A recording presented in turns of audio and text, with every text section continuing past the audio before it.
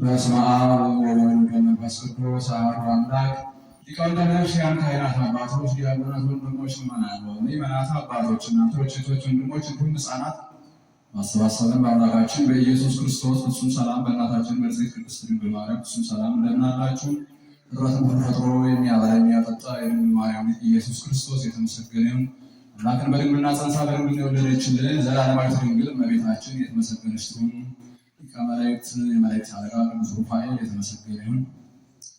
ቅዱሳን መላእክት፣ ቅዱሳን አበው፣ ቅዱሳን ነቢያት፣ ቅዱሳን ሐዋርያት፣ ቅዱሳን ጻድቃን፣ ቅዱሳን ሰማዕታት እንዲሁም ቅዱሳት አንስት የተከበሩ ሴቶችም ሳይቀሩ እግዚአብሔር አምላክ ባከበራቸው መጠን የተመሰገኑ ይሁኑ። 15 ደቂቃ ሊበዛ ነው። አለበለዚያም ደግሞ 10 ደቂቃ አብረን ከኔ ጋር እንቆያለን። የዛሬ ትምህርታችን ርዕስ የማደርገው ነጋዴው ዋጋዋ ብዙ የሆነች ዕንቁ አገኘ፣ በብዙ ገንዘቡ ገዛት። ነጋዴው ያለውን ሁሉ ሽጦ ውድ የሆነውን ዕንቁ በውድ ዋጋ ገዛ በሚል ርዕስ ነው አብረን የምንቆይ ማለት ነው። ነጋዴው ያለውን ሁሉ ሽጦ ውድ የሆነውን ዕንቁ በውድ ዋጋ ገዛ። በዚህ ርዕስ መሰረታዊ ዓላማ የማደርገው አለ። ይህንን ርዕስን የምናገኘው በማቴዎስ ወንጌል በምዕራፍ 13 ከቁጥር 48 ነው። በዚህ ርዕስ መሰረታዊ ዓላማ የማደርገው ነጋዴው ያለውን ሁሉ ሽጦ ውድ የሆነውን ዕንቁ በውድ ዋጋ ገዛ። በዚህ ርዕስ መሰረታዊ ዓላማ የማደርገው ስለ ገነት ንግድ፣ ስለ መንግስተ ሰማያት ንግድ፣ ስጋና ነፍስን ስለ ማትረፍ ንግድ፣ ስለ ሕይወት ንግድ፣ ስለ ዘላለማዊ ንግድ ነው መሰረታዊ ዓላማ የማደርገው በዚህ ርዕስ ማለት ነው። እንግዲህ ነጋዴ ጌታ ነው። ያለውን ሁሉ ሽጦ ውድ የሆነውን ዕንቁ በውድ ገንዘብ ገዛ። ውድ ዕንቁ እንግዲህ እኛንን ንስሐ ገብተን ቢያገኘን፣ በአዳም በኩል ንስሐ ገብተን ቢያገኘን ያለውን ንብረቱን ሁሉ ሽጦ አንድ ሳያስቀር በውድ ገንዘብ እኛን ገዝቶናል። ያለውን ሁሉ ሽጦ እኮ አንድ ሳያስቀር ውድ ዕንቁ እኛን በሙሉ በውድ ገንዘብ ገዝቶናል ማለት ነው። ንስሐ ገብተን ቢያገኘን ማለት ነው። በአዳም በኩል ንስሐ ገብተን ቢያገኘን ያለውን ሁሉ ሽጦ ነው በውድ ገንዘብ ገዝቶናል። በገነት እንዳይመስላችሁ የገዛን፣ ገነትን ዋጋ አድርጎ በገነት አይደለም የገዛን። መንግስተ ሰማያትን ዋጋ አድርጎ በመንግስተ ሰማያት አይደለም የገዛን። ጸጋን ሁሉ በእኛ ላይ በማፍሰስ በጸጋ ዋጋ አይደለም እኛን የገዛን። ይገርማችኋል። ባህሪያችን ባህሪ አድርጎ የገዛን። መለኮት የስጋን ገንዘብ ገንዘቡ አደረገ። ስጋን የመለኮትን ገንዘብ ገንዘቡ አደረገ። በተዋሂዶ ማለት ነው። በምን ዋጋ ነው የገዛን? በአምላክነት ስልጣን ማለት ነው። ሰው አምላክ ሆኖ አምላክ ሰው ሆኖ በዚህ ገንዘብ ነው የገዛን ማለት ነው። በህየት በዚህ ጸጋ እግዚአብሔር ኃጢአት በበዛበት በዚህ እግዚአብሔር ጸጋ ትበዛለች ሲል በኃጢአቱ ቦታ ጽድቁ በዝቶ መገኘቱ ነው። በድለን ነበረ ንስሐ ገብተን ቢያገኘን ግን የአምላክነትን ስልጣን ሁሉ ሰጥቶ ነው ያዳነን ማለት ነው። ሰው አምላክ ሆነ፣ አምላክ ሰው ሆነ። ሰው ቅዱስ ቅዱስ እየተባለ በመላእክት አንደበት ቅዱስ እግዚአብሔር እየተባለ ተመልከቱ። ቅዱስ ቅዱስ ቅዱስ እግዚአብሔር ጸባኦት ፍጹም ምሉእ ሰማያተ ወምድረ ቅድሳተ ስብሐቲከ። ምስጋና ሁሉ በምድርና በሰማይ የመላ ነው ቅዱስ እግዚአብሔር እየተባለ በመላእክት አንደበት ሁሉ የሚመሰገን ሆነ። ሰው የፍጥረት ሁሉ ጌታ ሆነ። በዚህ ስልጣን ነው የገዛን። የአምላክነትን ስልጣን አያችሁ። የአምላክነቱን ስልጣን ሽጦ ለኛ ማለት ነው። ለሰው የአምላክነቱን ስልጣን ሸጠው ሰው አምላክ እንዲሆን ማለት ነው። አምላክ ሰው እንዲሆን ማለት ነው። በዚህ ዋጋ ነው እኛን የገዛን ማለት ነው። ተመልከቱ። እንዲህ አድርጎ ያለውን ሁሉ ሽጦ እንግዲህ የመጨረሻው ጥግ ንብረት ጥግ ገንዘቡ የአምላክነት ስልጣኑ ነበር። በዚያ ነው የገዛን። ጠቅሎ ሸጠና ለእኛ ሸጠው እኮ ይገርማል። ለሰው ሸጠው ማለት አምላክ ሰው ሆነ፣ ሰው አምላክ ሆነ። አየህ፣ በዚህ ክብር ነው የተገዛን ማለት ነው። ተመልከቱ፣ ነጋዴው ለእኛ ያደረገውን ተመልከቱ። እንዲህ አድርጎ ገዝቶናል፣ እንዲህ አድርጎ አክብሮናል ማለት ነው። ማን? ነጋዴው ክርስቶስ ማለት ነው። ነጋዴው እግዚአብሔር እንዲህ አድርጎ እኛን ገዛን ማለት ነው። ይህ በጣም እጹብ ድንቅ የሚያሰኝ ነው ማለት ነው። እጹብ ድንቅ የሚያሰኝ ነው እና ይህ ነጋዴ ክርስቶስ በጣም የሚደንቀው ነገር እንዲህ አድርጎ ካከበረን በኋላ ሌላም ብዙ ስራዎች ተሰርተዋል ለኛ ማለት ነው። ክብሩን ሸጠው፣ ክብሩን እኮ ነው፣ ክብሩን ሽጦ ተዋረደ። እኛም ከውርደት አንስቶ ለማክበር ማለት ነው። እሱ ክቡር ሳለ ክብሩን ምን አደረገው? ሽጦት፣ ክብሩን ሽጦ ውርደትን ገንዘብ አደረገ። እኛን ከውርደት አንስቶ ወደ ክብር ለማንጣት ማለት ነው። እርሱ ኃያል ሳለ ደካማነትን ገንዘብ አደረገ። እርሱ ኃያል ሳለ ኃይለኛ ሳለ ድካምን ገዛ። አያችሁ፣ ኃይሉን ለድካም ሸጠው። በዚህ ምክንያት በፍጡር እጅ በፍጥረት እጅ ተይዞ በጥፍ ተመቷል ማለት ነው። እሱ ኃይለኛ ሲሆን እኮ ኃይሉን ምን አደረገው? ሸጠው። እኛን ከድካም ወደ ኃይል ለማምጣት ኃይሉን ሽጧል። አያችሁ፣ በፍጡር እጅ በአይሁድ እጅ በጥፍ ተመቶ፣ በፍጡራን እጅ በጥፍ ተመቶ አምላክ ሲሆን በፍጡር እጅ በአይሁድ እጅ በጥፍ ተመቶ ማለት ነው። እኛን ከድካም ወደ ኃይል ለማምጣት ነው። ተመልከቱ፣ እርሱ የከበረ ሲሆን ክብሩን ስለኛ ሽጧል ማለት ነው። ራቁቱን ተሰቅሏል። ተመልከቱ፣ እኛ ልጅነት ተወስዶብን ጸጋችን ተገፎብን በውርደት እንኖር ነበር። የጸጋ ልብስን ያለብሰን ጸጋችን ይመልስልን ዘንድ እርሱ ስለኛ ራቁቱን ሆኗል ማለት ነው። በራቁትነት ተሽጧል፣ ራቁቱን ተሰቅሏል ማለት ነው። ተመልከቱ፣ ውርደትን ገንዘብ አድርጎ የራቁትነትን ውርደት ማለት ራቁትነትን ገንዘብ አድርጎ እኛን የቀደመ ክብራችን ሊያለብሰን ጸጋን ሊያለብሰን ማለት ነው። ልጅነታችን ሊመልስልን። ተመልከቱ ምን አይነት ስራ እንደሰራ ክርስቶስ ማለት ነው። የእኛም በደል ነው ጠቅልሎ ተሸክሞ በትንቢተ ኢሳይያስ ምዕራፍ 53 በደላችንን ሁሉ ጠቅልሎ በራሱ ላይ አኖረ ይላል። አይተን እንወደው ዘንድ ደም ግባት የለውም እስኪባል ድረስ ከግርፋቱ ብዛት የተነሳ ደሙ ፊቱ ሁሉ ሸፍኖት ማለት ነው። እርሱ ራሱ ለምን ሽጧል?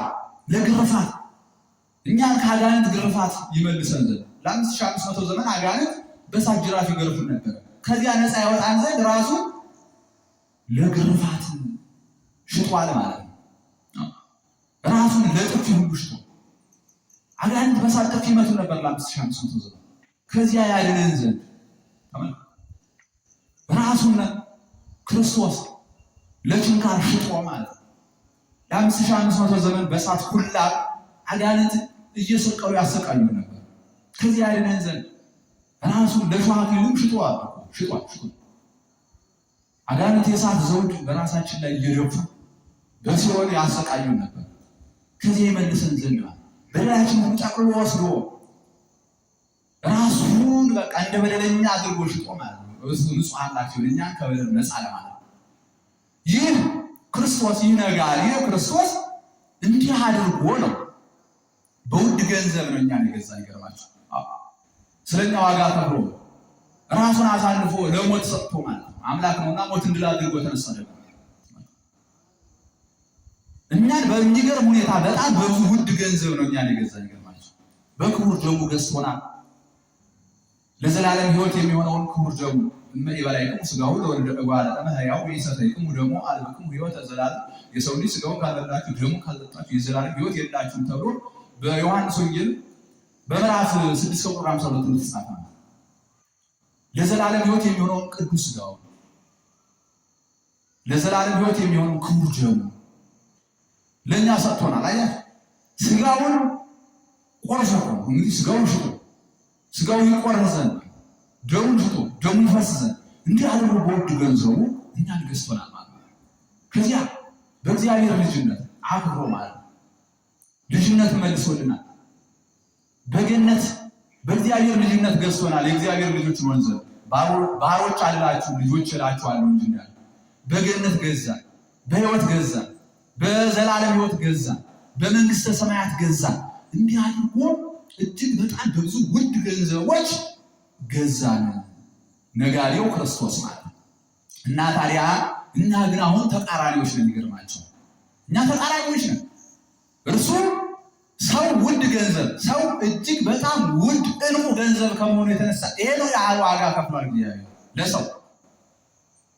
እኛ ግን ዛሬ ሰውና ገንዘብ መንገድ ላይ ወድቆ ብናይ ገንዘቡን አንስተን የምንሄድ ሰው ምንም አይመስለን። እንዲሁ ሰውን ቅንጣት እንዲሁ ከጥፍር ቆሻሻ እንኳን ፈጥሮ ይህ ያህል ክቡር ፍጡር እኮ ነው። ምን ያህል እንደከበርን እኮ እንደነገርኳቸው። እኛ ግን ገንዘቡን የምናነሳ ማለት ክፉ ነጋዴዎች ስለሆነ በቃ ገንዘብ ላይ የምንስገበገብ ሰው ምንም አይመስልም። አዎ ብዙዎቻችን እንዲሁ እንኳ እንዲሁ የሆነ ነገር ሰርተን ሰዎች እናመሰግናለን ምናምን ሲሉ ተው እባክህ ምስጋና ምን ኪስ አይገባ ይላል። አሁን ገንዘብን ምን ያህል እንደምንወድ ተመልከቱ። ሰው ቢያመሰግነን ሰው ቢመርቀን እኮ እድሜያችን ይረዝማል። ከእግዚአብሔር እኮ በረከት እናገኛለን። እኛ በሰው መመረቅም አንፈልግም፣ በሰው መመስገንም አንፈልግም። በቃ ሰው እንዲያመሰግነን አንፈልግም። በቃ ሰው አመሰግናለሁ ሲል ራሱ ለእኛ ምንም አይደለም። ያ ምስጋና ለእኛ ስራ የሚሰራ ይመስላል። እባክህ ምንድን ነው ምስጋና ኪስ አይገባም። ከገንዘብ ጋር ያለን ቁርኝነት ነው። ገንዘብና ገንዘብ ብቻ የምናሳድማል። በጣም ክፉ ነጋዴዎች ነን። በጣም እንኳን የወደቀውን ሰው ልናነሳ ማለት ገንዘብን ነው እኛ የምናስበልጥ። በቃ እድሜ ለኪስዬ ነው፣ እድሜ ለገንዘብ እኮ ነገ የሆነ ነገር አደጋ ደርሶበት እኮ ሰው ቢሆን ገንዘቡ አይደለም ተሸክሞ ሐኪም ቤት የሚያደርሰው የሰው ክንድ እኮ ነው። ነገ ተርቦ ቢወድቅ እኮ ገንዘቡ አይደለም እኮ የሚያጎርሰው እኮ የሰው ክንድ እኮ ነው የሚያጎርሰው። ታሞ ቢወድቅ የሚያነሳው የሰው ክንድ እኮ ነው። ገንዘብ እንዴት ምን ሊሰራ ይችላል? ገንዘብ እኮ ከሰው ጋር ሆኖ ነው ስራ የሚሰራ።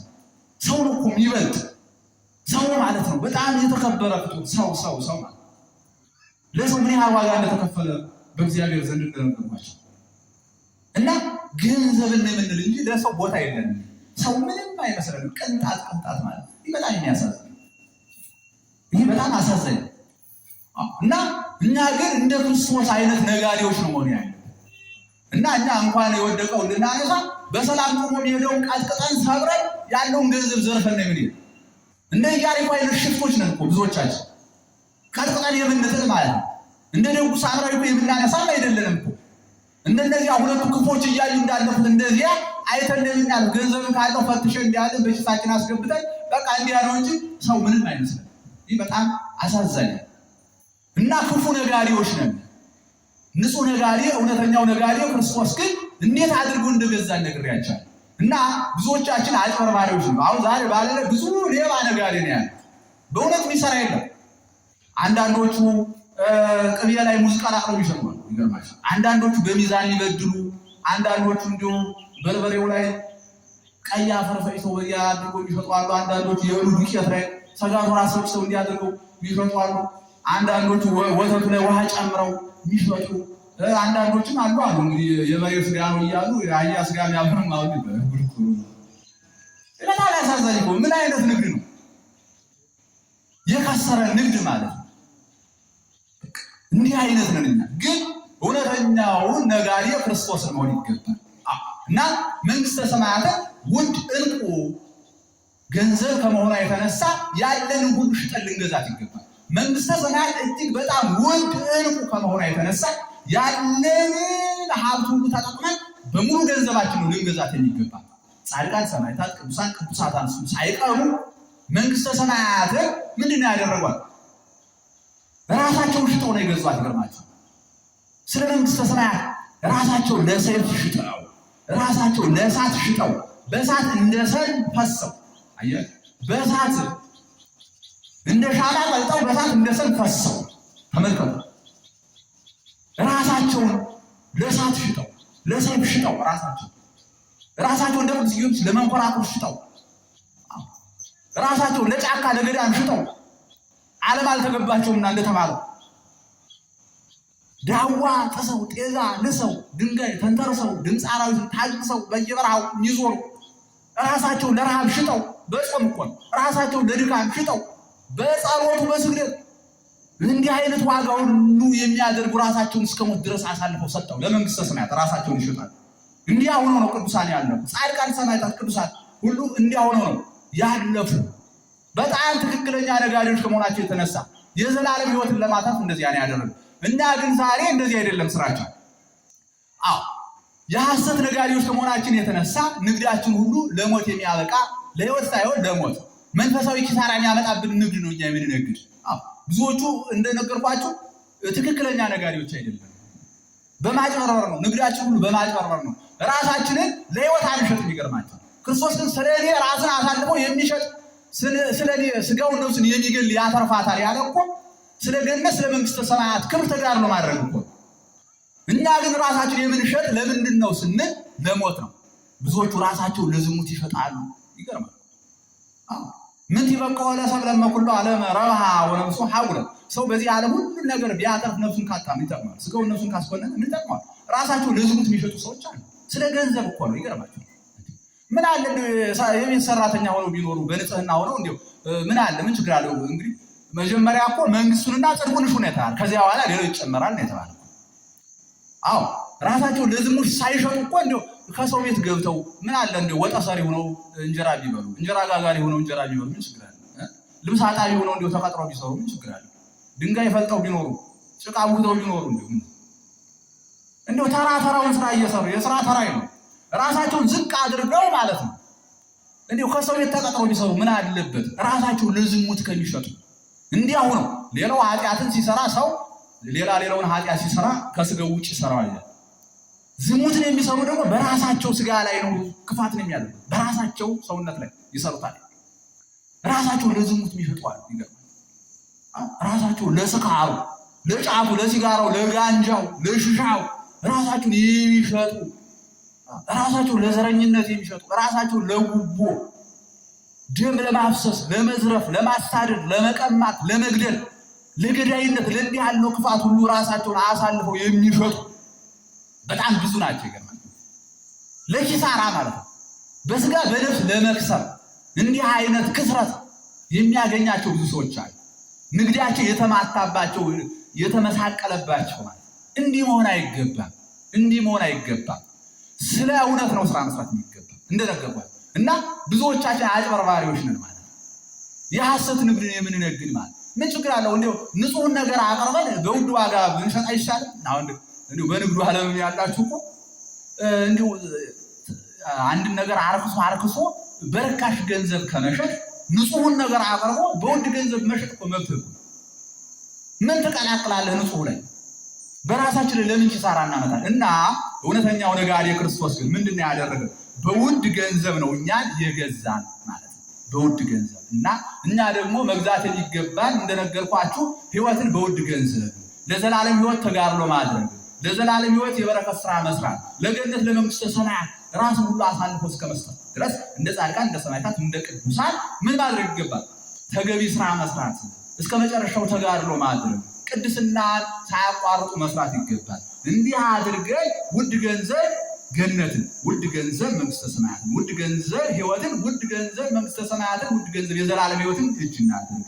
ውድ ገንዘብ የዘላለም ሕይወት መንግስተ ሰማያትን እጅ እናድርግ። በምን ራሳችን ሙሉ ለዘላለም ሕይወት ሽጠን ማለት ነው። እንዲሁ ነን እንኑር ነው። ሰዓት የለን ወሳለን